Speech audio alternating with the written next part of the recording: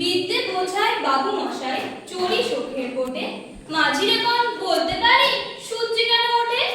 চাঁদটা কেন বারে কমে, জোয়ার কেন আসে? বৃদ্ধ মাঝি অবাক হয়ে ফেল ফেলিয়ে হাসে। বাবু বলে, সারা জনম মরলি রে তুই খাটি, জ্ঞান বিনা তোর জীবনটা যে চারি আনায় মাটি।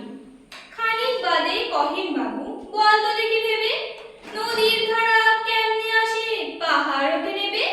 বল তো কেন লবণ পোড়া সাগর ভরা পানি? মাঝি সে কয়, আরে মশাই অত কি আর জানি।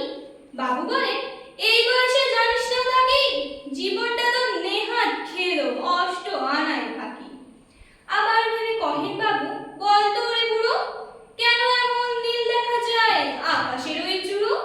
বল তো দেখি সূর্য চাঁদে গ্রহণ কেন লাগে? বৃদ্ধ বলে, আমায় কেন লজ্জা দিয়েছেন কেন? বাবু বলে, বলবো কি আর বলবো তোরে গীতা, দেখছি এখন জীবনটা তোর বারো আনায় বৃথা। খানিক বাদে ঝড় উঠেছে, ঢেউ উঠেছে দূরে। বাবু দেখেন নৌকোখানি ডুবলো বুঝি তুলে। মাঝি বিপদ, এ কি বিপদ, ওরে ও ভাই মাঝি, ডুবলে নাকি নৌকো, এবার মরবো নাকি আজি?